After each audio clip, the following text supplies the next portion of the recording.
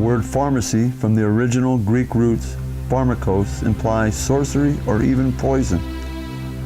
Turn on any network TV evening news and you can witness the brainwashing of Americans by pharmaceutical companies.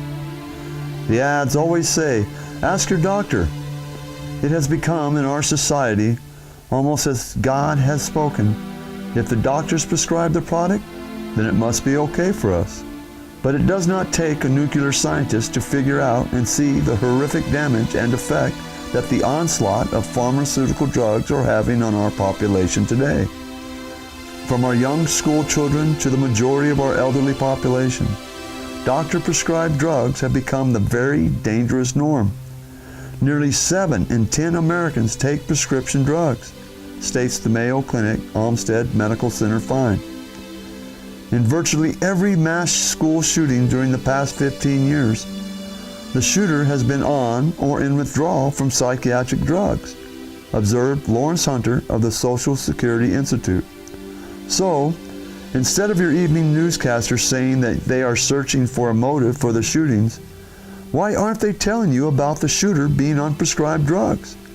Could it be because the pharmaceutical companies have their expensive ads on the programs?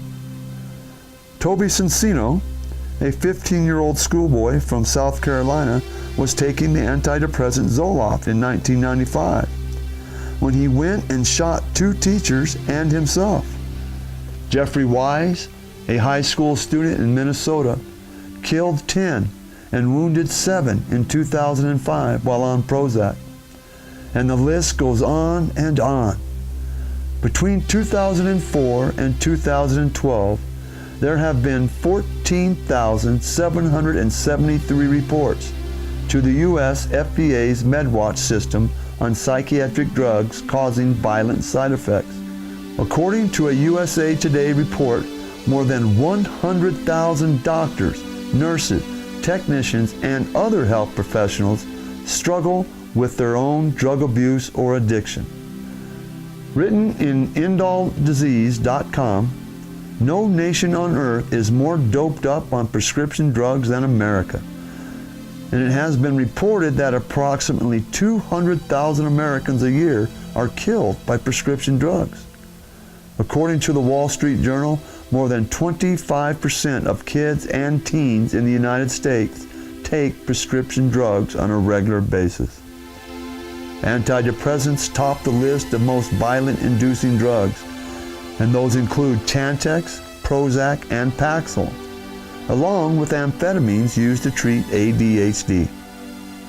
And besides the school shootings in this country, perhaps nothing is more sad and shameful than the large percentage of our elderly unable to pass on in a normal way because of their bodies being filled and polluted with pharmaceuticals at the time of their passing.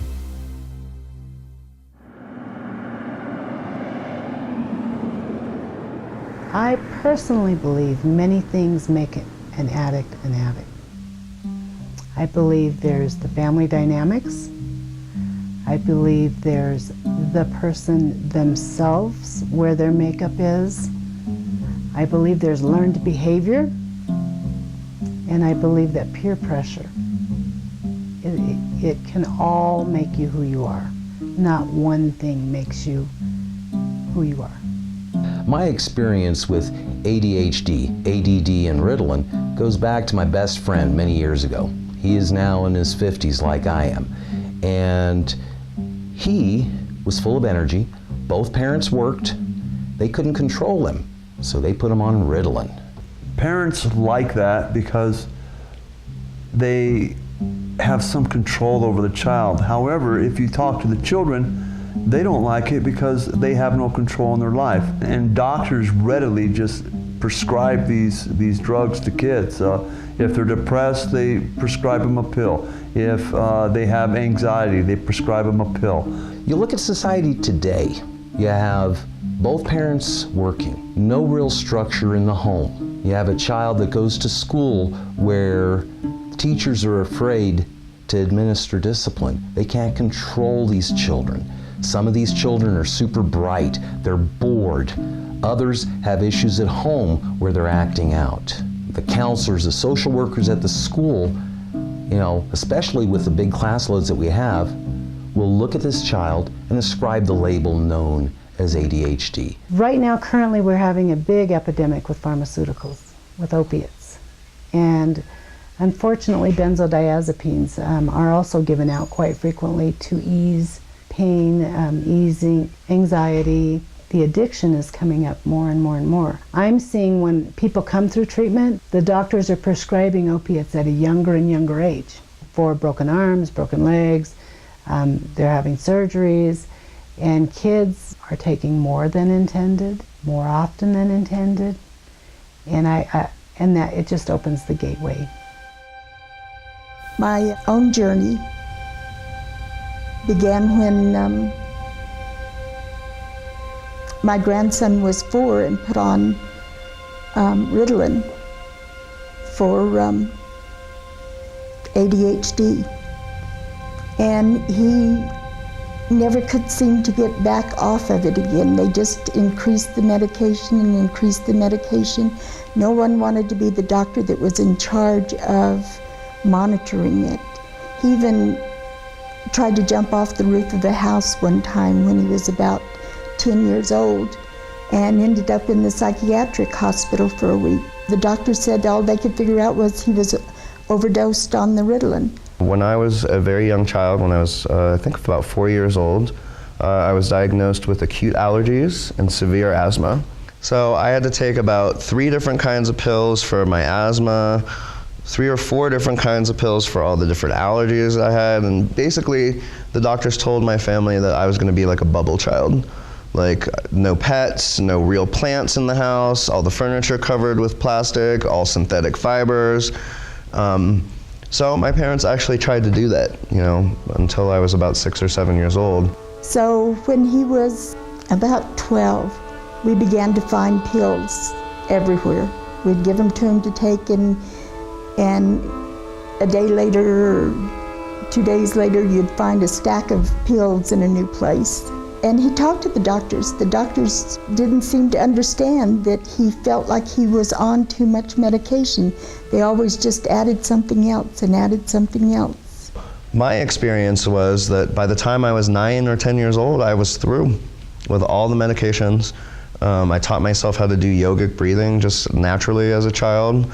I relied on that. I didn't even want to use my inhalers anymore because I was so disgusted by the way that the medications made me feel, on top of trying to relieve these symptoms that I could do if I just meditated.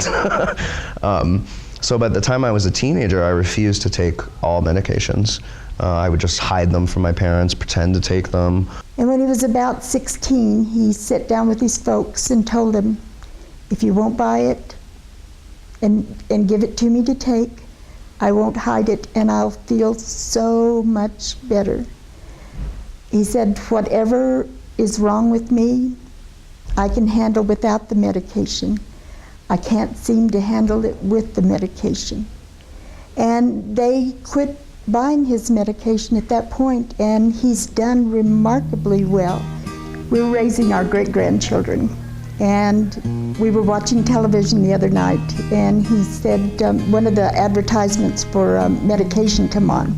Well, at the end, there's the disclaimer. You know, you could have side effects of this and this and this and this. And when it got through, he looked at us and said, and why would you put that in your body? And I said, well, they're saying that you might get better. He said, how can you get better if you're putting all of that in your body?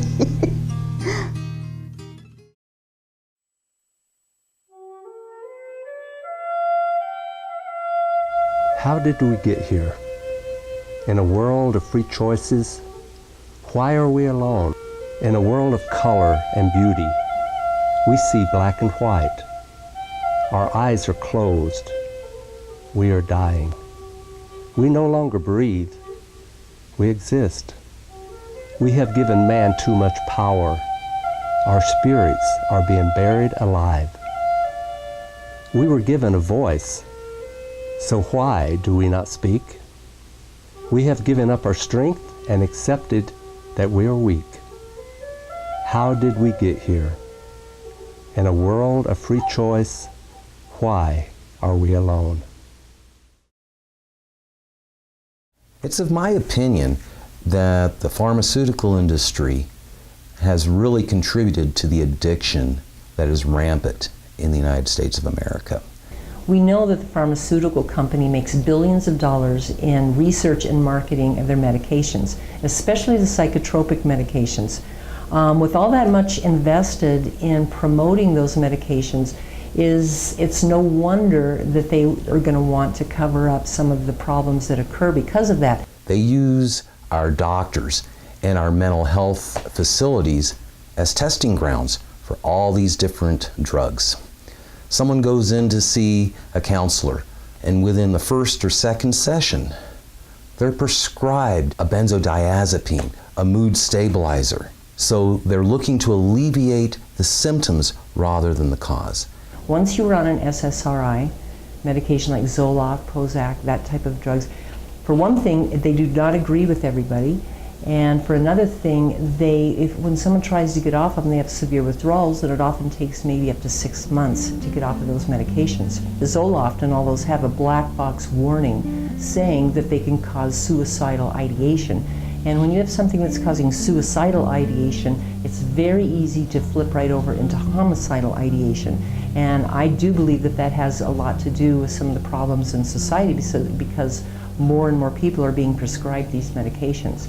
And it has been my opinion for quite a long time that these young people that are going into the schools, these shootings, the homicide and the suicide, and kind of going berserk, you might say, and going on these killing sprees, I think that there's a very close connection between these episodes and these young people that are doing this and psychotropic medications. With someone that has an addictive personality, they're prescribed 2 pills, okay? But in an addict's mind, in my mind, more is better. So I'm gonna take 4 or 5. Next thing you know, we have a buzz and we abuse. Many of our clients that are hooked on heroin started off as young people, teenagers, 12, 13, 14 years of age, on opiate painkillers, Oxycontins, Percocets, Vicodin. They become hooked. They start experimenting, mixing with other substances. You have many people in the medical profession that don't keep track of the prescriptions. You call in a refill, oops, there's your 100 Vicodins, okay? In New Mexico, there has been a crackdown on writing prescriptions. What these people now do, since they're hooked, they're addicted, they have turned to heroin.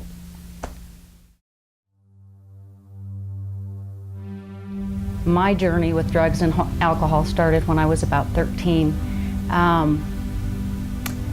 I started using because I had a lot of things happen in my childhood, and I don't blame anything on my childhood, but everything molds us and shapes us, and society molds us and shapes us. And so the drugs and the alcohol were my way to escape. I began using methamphetamine as an IV meth user when I was 17 years old, and my life spiraled out of control very quickly.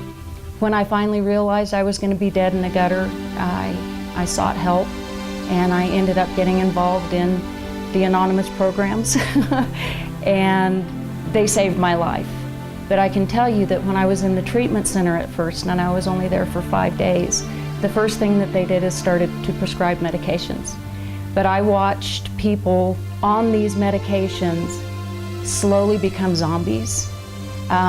They lost their personalities. They started taking more medications, and I'm not a doctor. There are some people that need medications, and I know this, but there are an awful lot of medications that are prescribed to people that don't. I think being told that you have to take a pill in order to stay clean and sober is kind of an oxymoron, and it doesn't make a whole lot of sense to me. I've spoken to many physicians because taking clients to the doctor, we have to say, this person is in treatment, they are currently struggling with an addiction, please do not prescribe a narcotic. And I've been told several times, I'm the doctor. My obligation is, my commitment is to eliminate pain. And they don't like to be told, you can't give this person narcotics. And I work with doctors, I look for doctors that are willing to work with me as a parent. Because if I don't want my child to take something, that's my right. I have to stand up and know my rights for my child. And I have to be proactive in saying, we're not doing that. Too often, we don't look at what's really going on with the child, and we just give them a pill. This has become almost epidemic in our country. Zoloft and all those have a black box warning saying that they can cause suicidal ideation. And when you have something that's causing suicidal ideation, it's very easy to flip right over into homicidal ideation. And I do believe that that has a lot to do with some of the problems in society because more and more people are being prescribed these medications. You'll have an elderly woman or man who is taking 30 pills in the morning and 30 pills at night. Because I lost my job and I didn't have a backup plan for what to do, I had a nervous breakdown and I became very, very delusional. So they put me on medications. They gave me 6 different vials of medication. They didn't explain anything about what this schizoaffective meant, what bipolar meant, what these medicines might do to me. I lived alone and I got very suicidal. I ended up, I was very manic with the medicines. I was in a manic state anyway, and it gave me the energy, and I came up with a plan. And fortunately, there was a moment where I thought about my animals and who would take care of them, and I got over it. I quit taking the medications. I find now that just rest, good nutrition, and sleep is very important, and then relaxing and have fun. And I refuse to take any of the medications. And I've seen what it's done to some of our people, and they just walk around in a coma, and they're really not enjoying life anymore. They're very, they're just stone-faced, and it's a shame. As far as my own journey with the medications, through the years, they've just given me more and more to take. I have high blood pressure, I have high cholesterol, and I have heart problems, but everything seems to be another stack of pills. This is the daytime medication that I take. Some of them once or twice a day. I have another bag at home for the ones I take at night. I was in the hospital last year. I've talked to the doctors since then and wanted to know a reason why we couldn't taper down on a lot of them or get rid of a lot of them. I'm not really getting an answer. Some of the conditions I had in the hospital I no longer have, but I'm still taking the same medications. I want to get off a lot of the medications. I think I would feel better. And I would like to find some natural ways to deal with what's going on with my body. I feel like the medicine is aging it big time. And I want to feel like I can deal with what's going on just like my grandson did without all the medication. And I think I'll feel better like he did.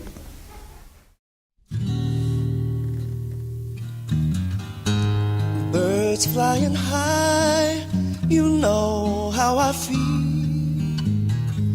Sun in the sky, you know how I feel. Breeze drift on by, you know how I feel. It's a new dawn, it's a new day, it's a new life for me. It's a new dawn, it's a new day, it's a new life for me. And I'm feeling good.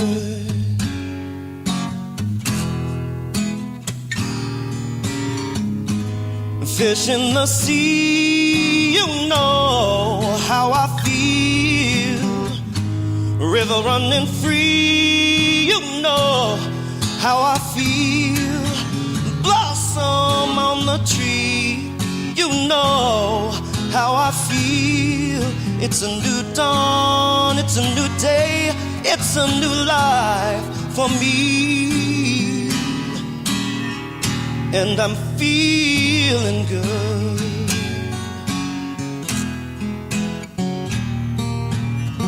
Dragonfly out in the sun, you know what I mean, don't you know?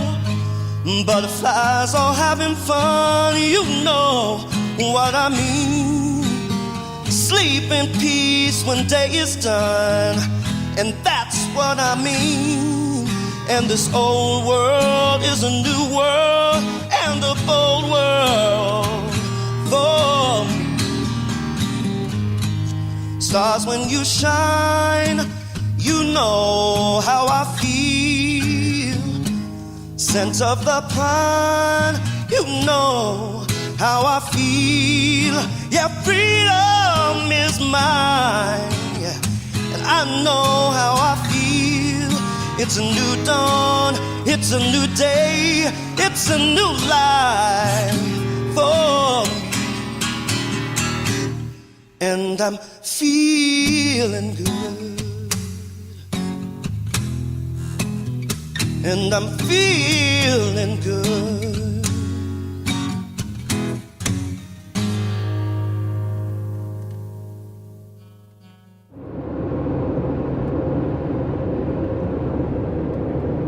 Self-responsibility is one of the things that I see lacking in medicine today.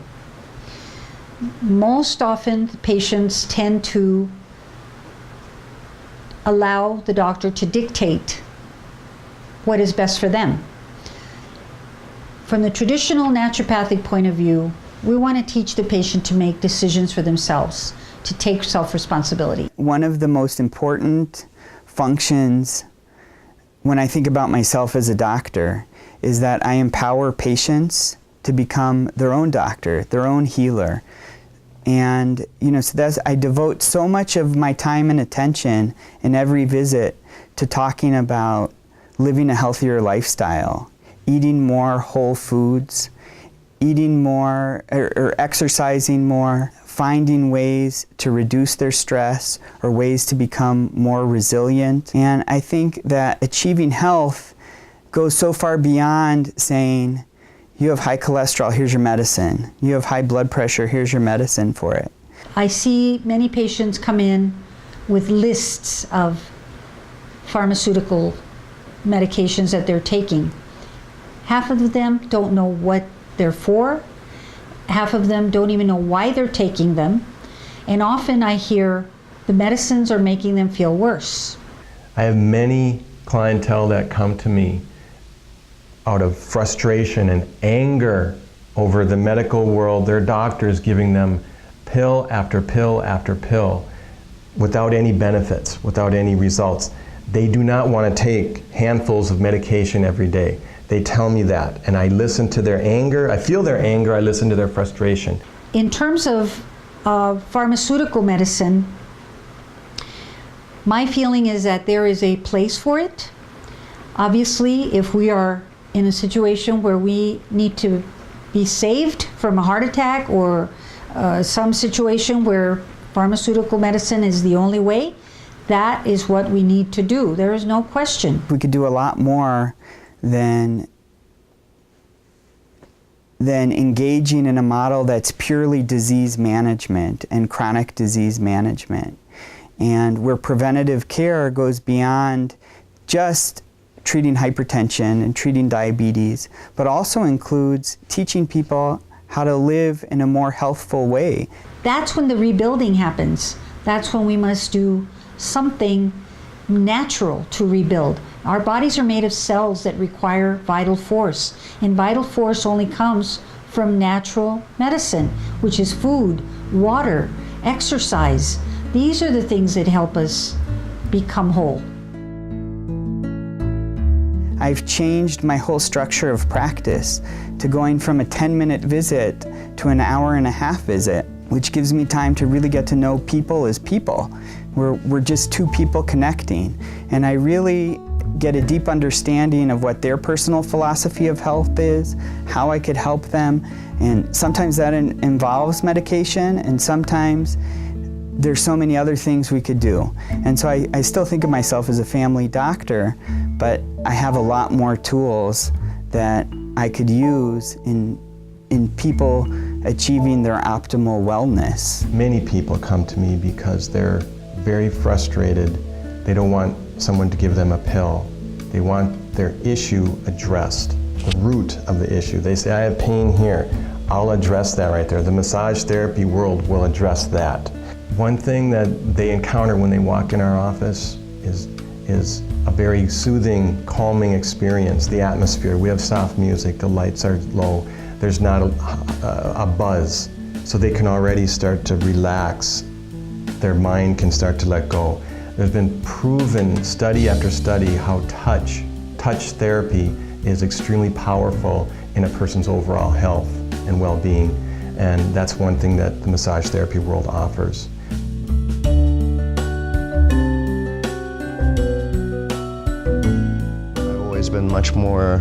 I've always had much more affinity with natural medicine, with holistic medicine, with tribal systems of knowledge, with shamanic systems of knowledge, because I really feel that our science has arisen out of those traditions.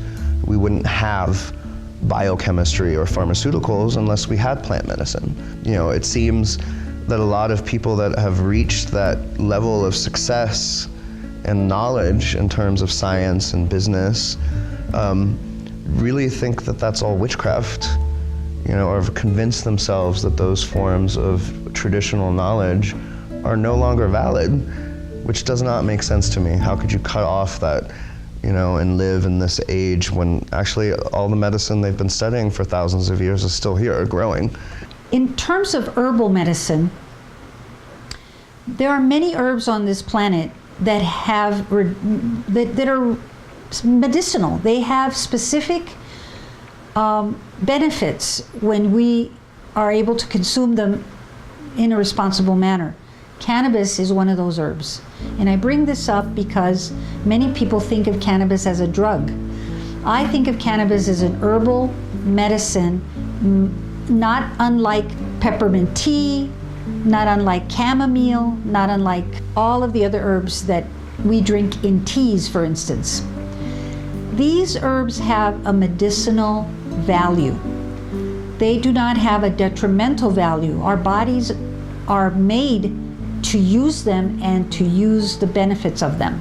Now to see our country taking the steps to at least create a place for medical marijuana, which seems, you know, in hindsight, a little late in the game, considering that, you know, as a plant that has been around for so long that every tribe on earth has that in their lexicon on some level. And I think that dissonance between, you know, natural medicine and pharmaceuticals is becoming clearer and clearer for people. The problem I see with pharmaceutical medicine is that it is a synthetic most of the time, trying to copy a natural form, and it does not give the body the vital force that the natural form would give it. Cannabis has become very apparent in our media lately, and there are many states that are recognizing its medicinal value and making medical programs available for patients. Many of the patients have found that by using cannabis in the appropriate manner, medicinally, with a correct protocol, they are often able to wean off of some pharmaceuticals that have been causing them harm, where the cannabis, it does not. And cannabis is certainly not the only herb that is of value. There is St. John's wort, there is chamomile, there is graviola.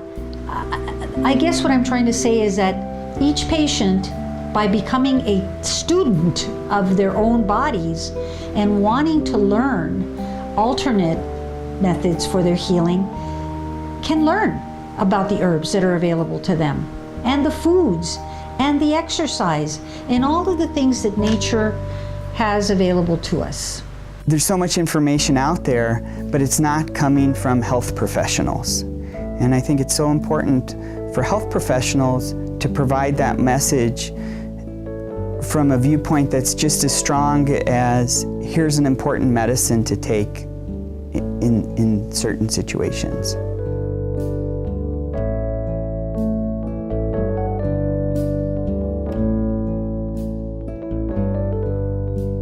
We have an entire generation of people that have been misdiagnosed. We have an entire generation of people that have been mistreated and forced to take medications, literally forced. Children in schools whose families are forced to medicate them. An entire generation of people like that. To me, that represents a serious breach of trust. You know, not just in terms of community, but in terms of who has the authority unless we as a people dictate those boundaries, and not just dictate them, decide what those boundaries are together. And I think that that's the stage that we're at, not just with the issue with pharmaceuticals, but in terms of what is mental health care, what is education. Because if we have kids that are already, you know, all have ADHD and now there's a new one, what is it called? Basically it's the opposite of ADHD. So now they're gonna start medicating all the spacey kids, right? So now we have spacey, hyperactive children, and then if you look at the opposite end of the spectrum, we have Alzheimer's. You know, in the ancient world, there was a teaching for many of the ancient cultures that in times of great human strife, in times of the greatest wars, in times of genocide, in times of human tribulation, the people that are always left over are the grandmothers and the children. So now I'm looking at our country and I'm saying we don't have children anymore. We have ADHD kids, now we have spacey kids, and now we have a group of people that don't even remember their own name as elders. Like, that to me says something about where we really are. As I have been on this path for the past 21 years of being clean and sober, I've watched numerous people that end up relapsing and end up being prescribed different medications that are supposed to help, and I see them die. I see them relapse over and over again. I got my kids back into my life before my parents died. They got to see me living clean and sober. And that was because I found a spiritual path and I found a life outside of a pill bottle or a prescription. Is there a place and a time for those things? Yes, there are. But if you don't find your spirit and you don't find your soul and you don't find the light that ignites your life, you don't stand a chance. And so I am a living, breathing miracle, and I am so grateful because I know it. And I get to have my kids and my grandkids in my life today. And I have a wonderful man in my life today. And I'm a business owner, and I'm a person that participates in my community, and I am giving back to the world. It takes people to heal people. It's not something outside of you. It's not a cure.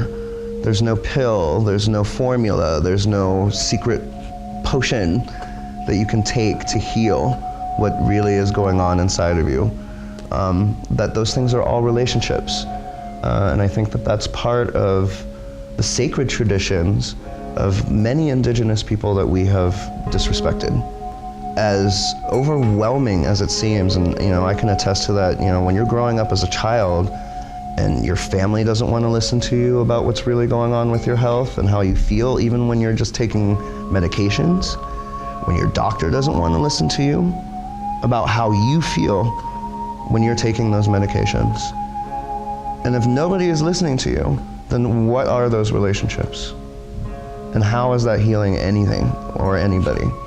So that's what I try to remind myself every day here, is that just spending time with people, just being with people, just listening to people starts healing. And then from those steps, you can actually, yes, everybody has different conditions and problems, chronic health issues, mental health issues, maybe substance abuse issues. But all of those things, if none of those relationships are there to begin with respect, there's nothing outside of that that can help those things change.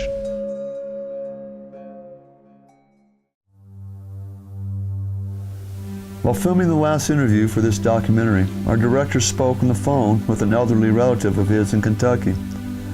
The relative had just been to visit his doctor for memory loss. The doctor, whom the relative had had for many years, wrote out a prescription for him. When he went to the pharmacy to pick up the prescription, the pharmacist informed him that it was not covered by his insurance, which the doctor had not explained. The relative then had to pay out of pocket $1,200 for his 30-day prescription. This is happening to our elderly population in this country more often than we would ever want to imagine, and it is an abomination. It is a national disgrace what we have allowed to happen in this country with the medical profession and the pharmaceutical companies. We have collectively given them our power and our voice. The best medicine for everyone should be preventative medicine, and the longer one can stay out of a doctor's office and away from taking pharmaceuticals, the better off we will be. Balance, harmony, and moderation in all things can do so much more for us to lead a healthier life than pharmaceuticals ever can. Wake up, America. It is time that each and every one of us stand up and take charge and responsibility for our individual lives. Doctors and pharmaceuticals do not heal you, but for a very expensive price, they do an excellent job of covering up our health problems, and at the same time get us hooked on their drugs for the rest of our lives. If we do not say enough is enough. And as a final thought, if you ask some of the children that are taking prescribed meds for ADD, etc., perhaps they will tell you, and you will realize what they really need is not the drugs, but rather more time spent in an outdoors activity, or best of all, quality time outdoors with a parent or guardian who truly loves them and wants what's best for them. And anyone should know that giving children drugs is not what's best for them. For all of us who seek balance and harmony in our lives, there is no better place to do this than to get away from the electronic world and spend more time in nature. That can be the best medicine for all, for body, mind, and spirit.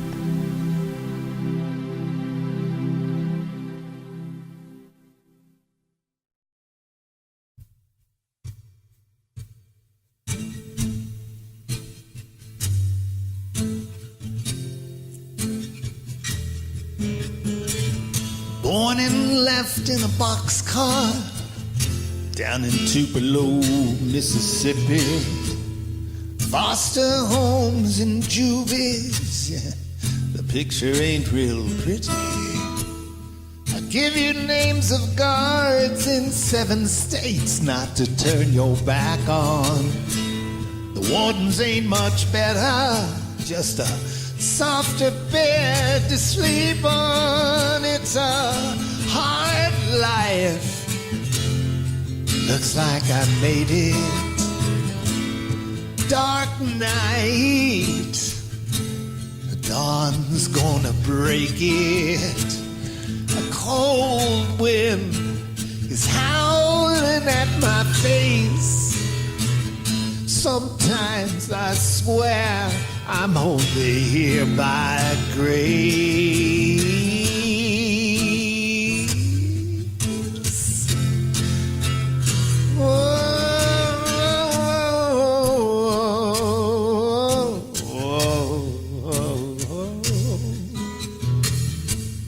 Camping in a storm drain, out of all the weather.